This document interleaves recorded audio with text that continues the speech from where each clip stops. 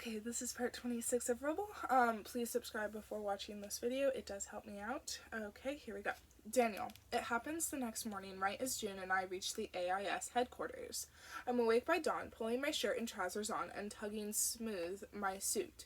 Beside me, June's already ready and impeccably neat as any soldier trained in the Republic. I don't know what to say about what happened between us last night. Neither does she, I think.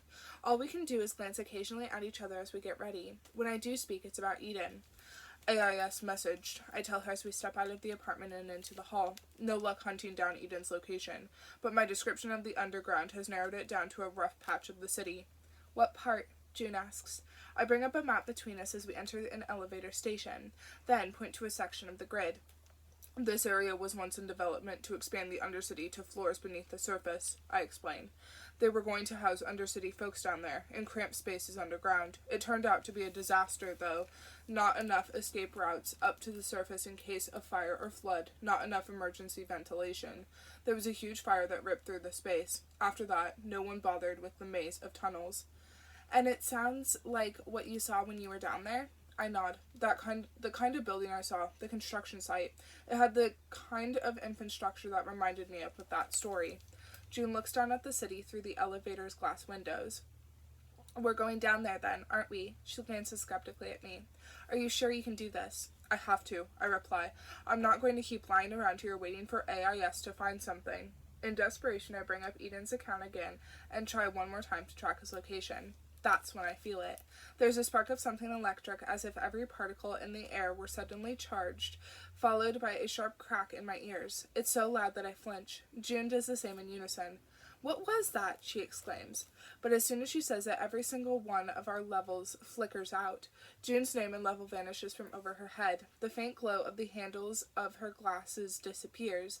The numbers and bars in my view fade into nothing. The elevator shudders to a stop on one of the middle floors of the building. When I glance up at the ceiling, I notice that the power's out. None of the elevator's panels are lit. What happened? A short circuit in the system? My first reaction is to turn on my grid lines, but there are none. Nothing about my system works at all. It's as if it turned off. June glances at me with a frown. It looks like it's not limited to our building, she says, nodding out at the city. Sure enough, she's right. Every building close to us also looks blacked out, with no hovering virtual info on any part of them. June glances at me.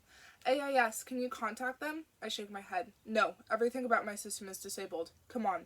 I step off the elevator, then motion for us to head down to the walkways. We start sprinting along the halls. Here and there we run into a few other people also coming out of the elevators, looking bewildered. One of them shouts at us as we pass. Your system's working, she asks. I shake my head. No, I call back. So it's not limited to our accounts either. A heavy feeling starts creeping into my chest. Something has gone severely wrong, and a part of me knows it must be somehow tied to what Han is doing, what he had stolen my brother for.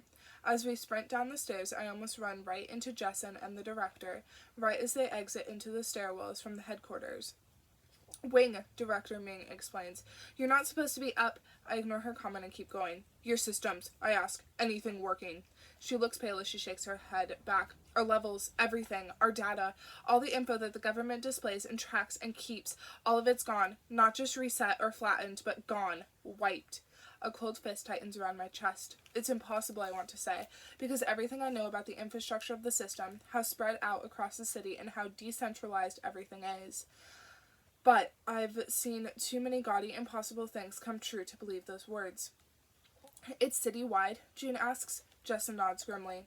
As far as we can tell, we can't reach anyone. No calls going in or out, no calls going in or coming out. If the entire city system is down, the pandemonium on the streets in the Undercity must be unimaginable. My heart seizes at the idea of Eden still being trapped somewhere underground there. I've seen what happens when you have a complete blackout in a city as divided as this one, June says as we run. Her face turns grimmer. When people who have been held down for decades suddenly realize that their chains have been removed, things unravel quickly. It can take less than an hour for a society to destabilize. Justin looks sharply at June. What do you mean? She asks. I mean, you better make sure your military is down in the Undercity right now before things get out of hand, June replies. I think of the constant outages we had in Lake, the unrest that would take over the streets. June's right. There had been one particular outage that once affected the entirety of Los Angeles, and within the hour, fires had broken out all over the city as the poor sectors clashed with the gem ones. I remember seeing the tanks rolling down the streets to bring order back. My mother had forced us to stay inside for 2 weeks as police swarmed through the neighborhoods. Ross City is not the Republic, the director says stiffly to June. No, June replies just as severely. It's worse. This is a far more concentrated place, and the effect will be swifter. As far as I can tell, without your system in place, the Undercity will crumble, and it will happen soon if you can't get your system back up. Damn, I've missed hearing her talk when she's breaking down a situation. Min scowls at the bluntness in June's voice, but she doesn't argue back this time. Instead, she returns to trying to place a call out to the president. Emergency powers still not up, she swears under her breath for a moment. Head northeast as soon as we reach the ground, I say to June. We'll go in the general direction where we've been hunting for Eden. She nods without hesitation. I have no idea what we'll do after that or how we'll find our way down, but it's the best bet for finding my brother. We finally reach the bottom floor. The stairs lead out to a tall set of heavy barred metal doors, and when we slide them open, they reveal the streets of the Undercity. We step out into a scene of chaos. All around us, the names and data hovering over each street stall, each shop, each person are gone. When I look up, I notice that virtual overlays have vanished from over the elevator stations, too. There's nothing we look at that isn't already real. My eyes go to June, but she's looking down the street. Some are taking advantage of the moment already, and the space in front of a station is starting to flood with people. My first fleeting thought is that all the stations have also powered down instantaneously. If everyone's levels have been flattened, then everyone is trapped wherever they happen to be. But that's replaced almost instantly by my second thought. Our levels haven't just flattened, they've been deleted. In one fell swoop, Ross City's level system, the class system I've always argued about with AIS, the same system that Eden rebelled against by constantly coming down here, has been cleared. People are now able to enter the stations and stairwells no matter their level. Local police patrolling the streets struggle in vain to control the flood of people. Small isolated scuffles have already started to break out between the authorities and the citizens. Behind us come several other AIS agents. The director hurries over. Coordinate the police in this district, she shouts at me, pointing down the street. Tell them we're calling for reinforcements. Emergency martial law immediately. Understand, Wing. We have no time to lose. I nod at her. Yes, ma'am, I reply.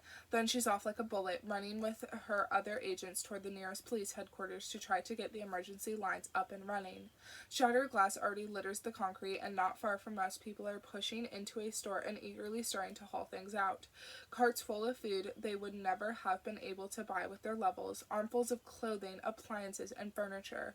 Around them, others are starting to get the hint, too. I can hear the shouts rising up and down the street. Quick, someone yells, before they get the system back up.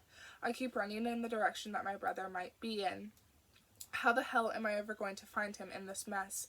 I reach a busy intersection and halt in the middle of it, looking in despair down both streets to see masses of people crowding out into the road.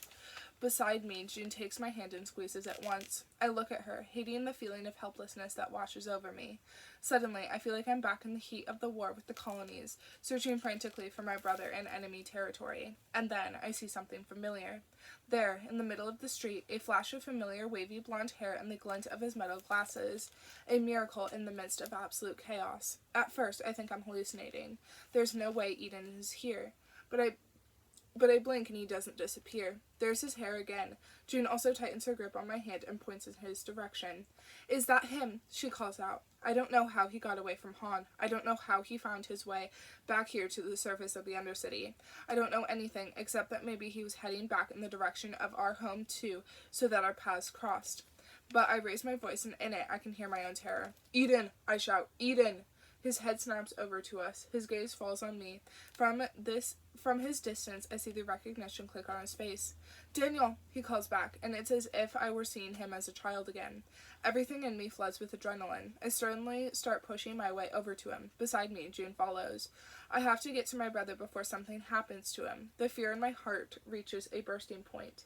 Eden shoves his way toward us. It seems to take an eternity for him to fight his way through the throngs.